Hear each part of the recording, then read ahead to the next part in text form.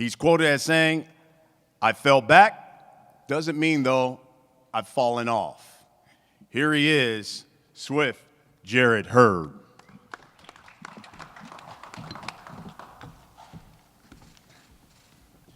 How's it going, everybody?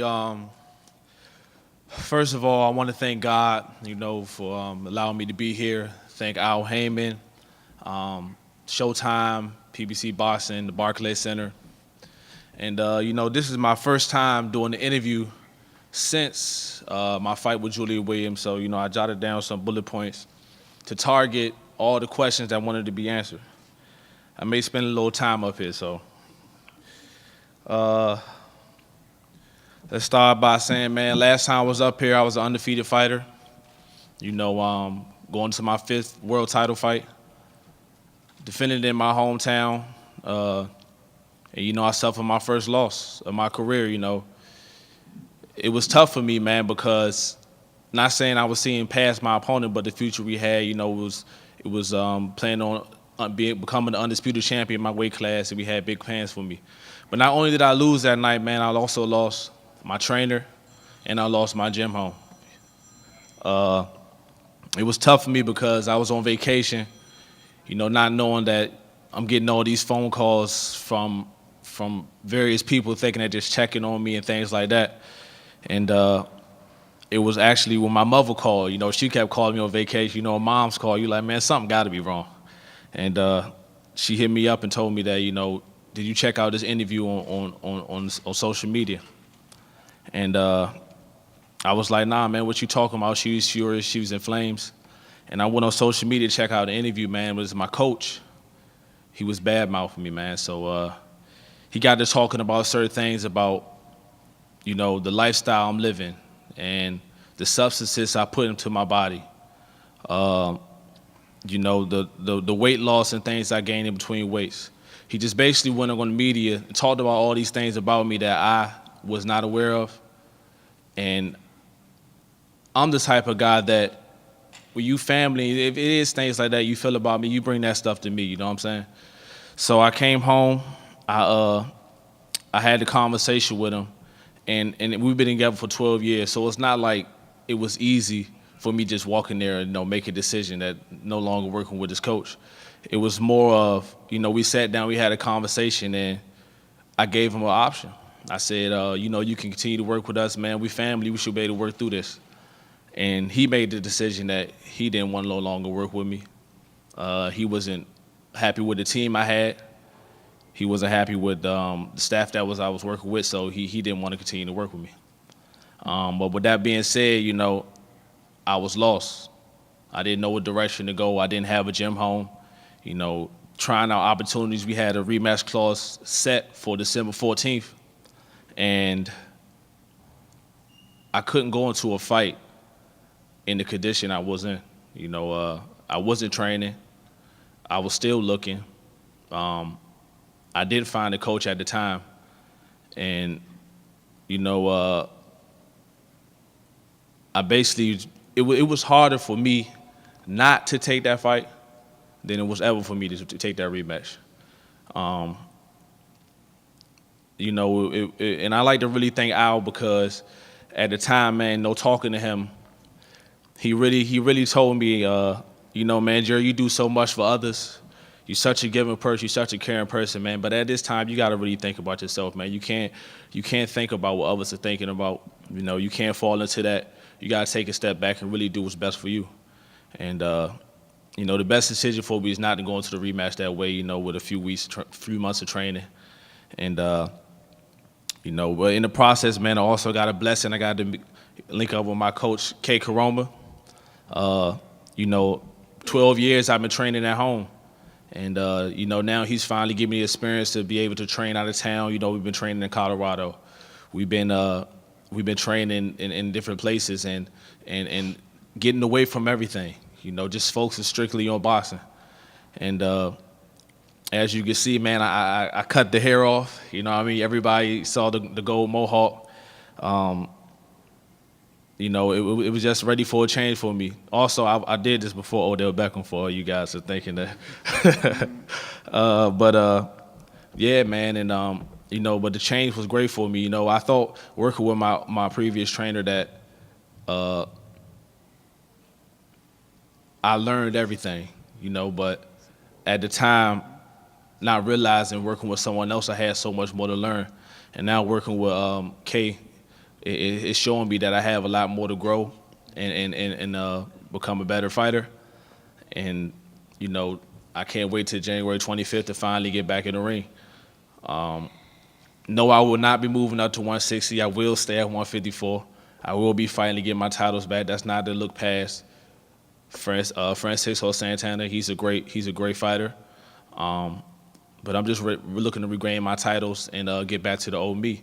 So, like Brian said, man, just because I fell back, that don't mean I fell off. I just stepped back, went back to the basics to regain myself. So don't you ever forget it's still Mr. Get That Bag, yeah. He says he plans to shock the world come January 25th. Here is Ivan Redkach.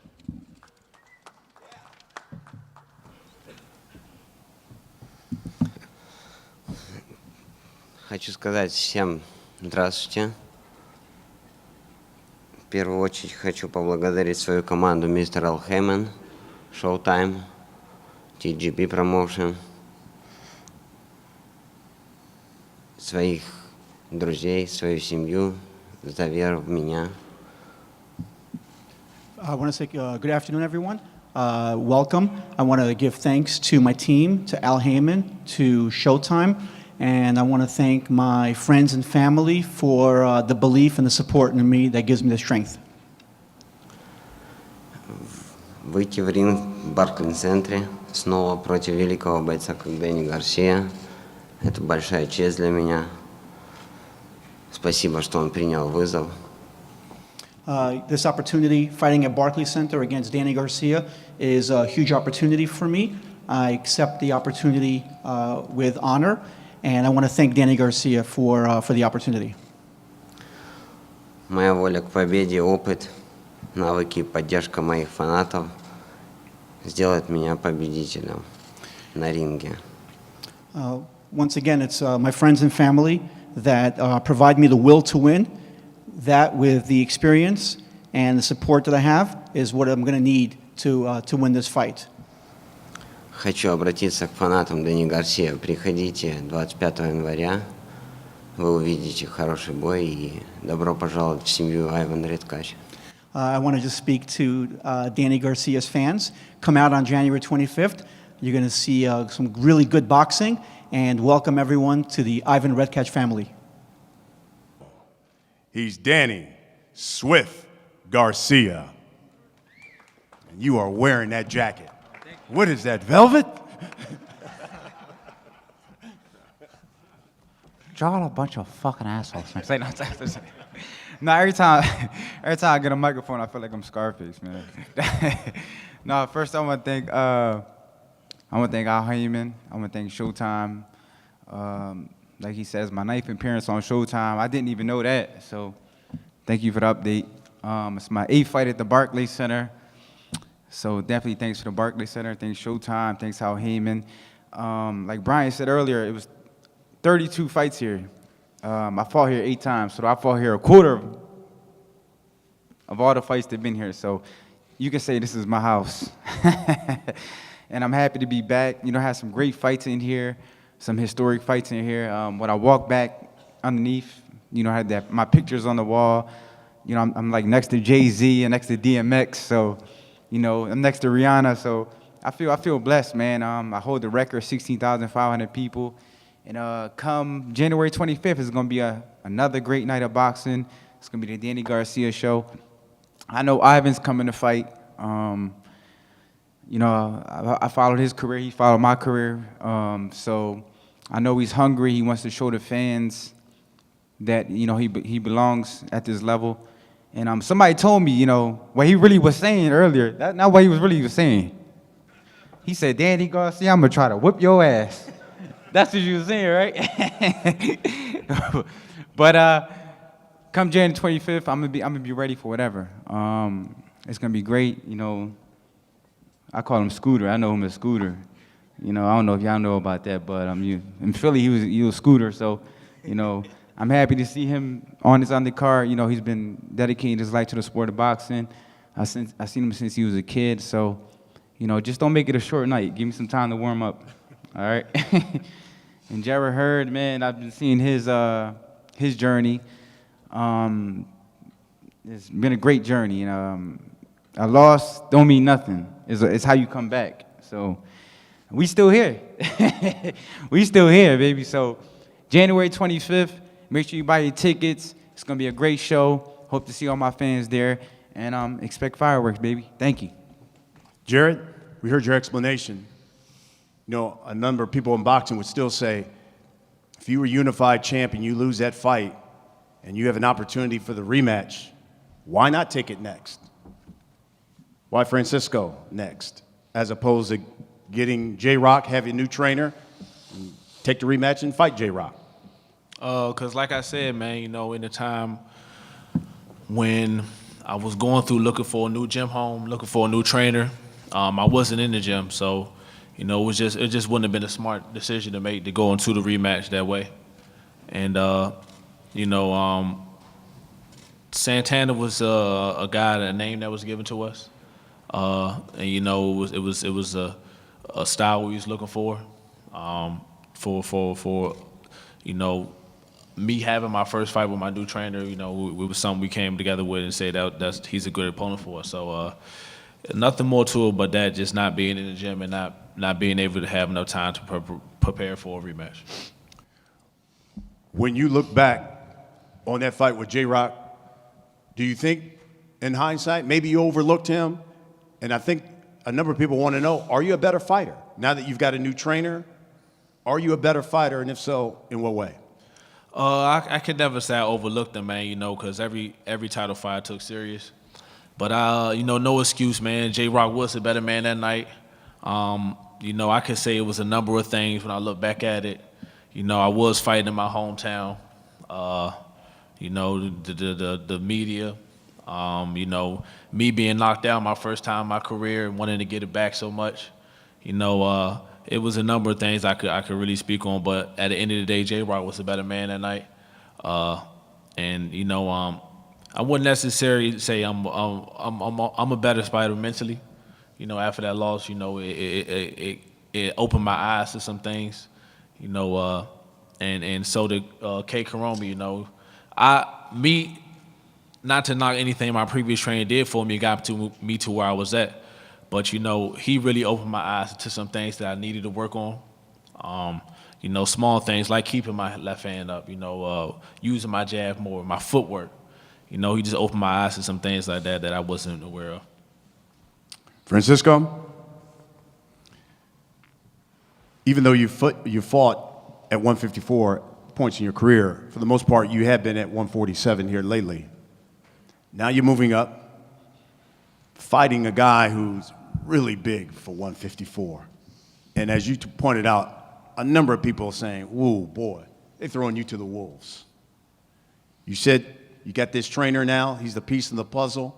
Tell us how, on January 25th, you solve that puzzle and get a victory. Well, yeah, you're absolutely right. He is the missing piece. And I mean, I'm not perfect. We're still working. We're still learning. And the minute I stop learning, that should be the time of a sign that I need to hang him up. So I haven't stopped learning. I'm still learning. We're still working, getting better in our craft. And but like I said, it's a big challenge. He is the monster in the junior middleweight division. But you know, I mean, this is a great opportunity for myself as well. So sometimes you gotta face the big monsters, you know.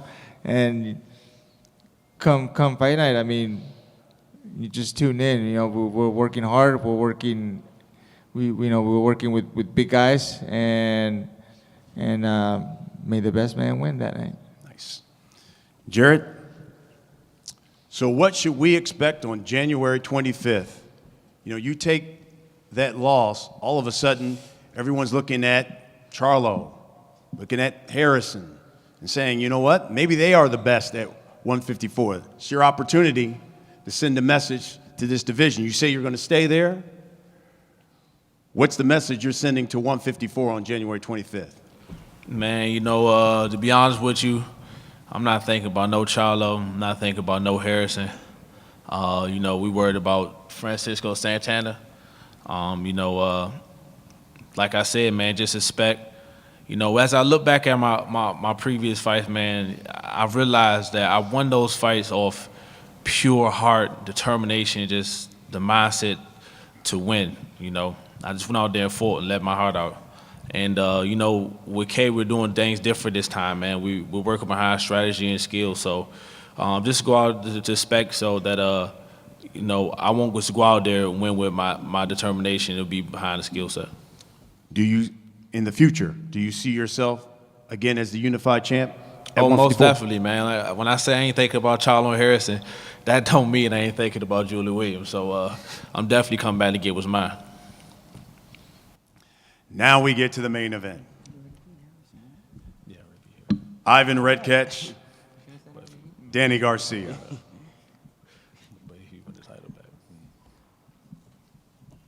Ivan, I'll start with you. Some may have even questioned your ceiling. But then you knock out Devin Alexander, and all of a sudden, people are thinking about Ivan Redkach differently. What did that win against Devin Alexander do for your career? Что этот бой с Александром сделал для вашей карьеры? Для меня это был большой вызов. Я его принял с радостью, потому что я знал, что он великий боец. И я буду чувствовать себя с этим бойцом комфортно. I took that fight very seriously. He was a strong opponent, and it elevated me to this opportunity right now. Mm-hmm. Danny, 8th fight here at Barclays Center. You always pack the house whenever you come here. Why is that? What is it about Barclays Center and you that this place seems to have energy, it's electric, and usually it's always an exciting night? I just feel like it's the culture. The culture of Brooklyn, I just fit right in with it. They got real hip hop. There's a lot of Puerto Ricans everywhere. So it's my perfect market. And it just go together like 1, 2, 3. There was a lot of talk. Danny Garcia, Manny Pacquiao. Then saw you and Errol Spence in the ring. We know Errol's still recovering from his accident. Now you're fighting Ivan Redkach. Any reason why Redkach, considering he's southpaw and those guys are obviously big-time southpaws? Yeah, definitely. My mindset was fighting Spence. January 25th, that was my mindset. That was my day. So my mind was already set for this day. And, when that happened, I just, I'm glad he's okay. But, the show must go on. But if they're better, if Pac-Man wants to fight me or Spence wants to fight me, I'm ready for whoever. But for now, like you said, Redkach makes a lot of sense because he is a southpaw, and I'm gonna be fighting a southpaw. After I get this victory, then I'll already be ready for a southpaw. So it's all about putting the game plan together. Ivan? I'm here. So in other words, sounds like he's looking at you saying, hey, look, this is my tune-up for a big one. You're southpaw. I need to fight some southpaw because I got to see really big things in my future. How do you see this opportunity then, if that's the case? Дэнни сделал смелый выбор, что выбрал меня. Мы покажем отличный бой, обещаю вам. In that case, Danny made a mistake by picking me because I'm going to show a great fight, and we'll see what happens. What has training with Leo Santa Cruz done for you and in your career?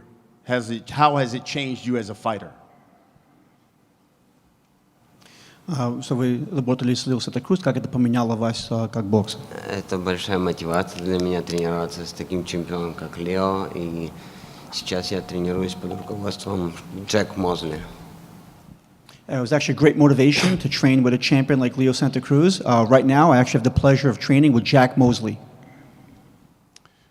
Danny, he basically said you've picked wrong. He's a dangerous guy. What's your response to that? And that's why we picked him. We picked him because we knew he was going to be tough. We knew he was going to be a good challenger. I never said I was overlooking him. I never said that. I'm training hard for this fight.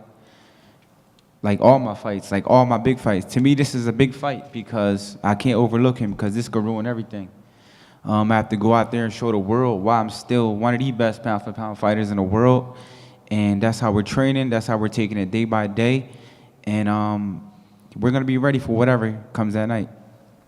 Ivan, you're quoted as saying, I'm going to shock the world January 25th. Tell us how you shocked the world on the 25th of January. Just knock him out. Think y'all understood that.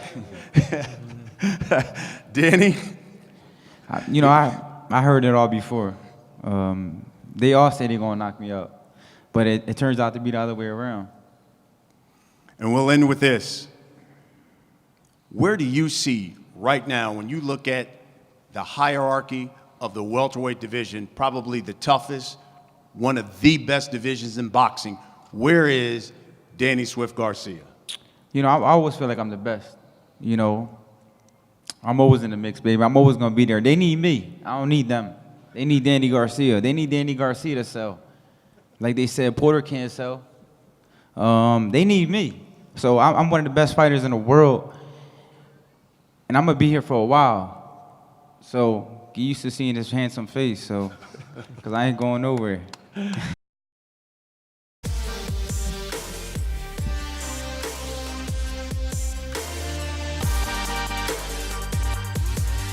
If you guys are enjoying the content, please leave a like, subscribe, as it really does help the channel out. And I will be seeing you guys in the next video.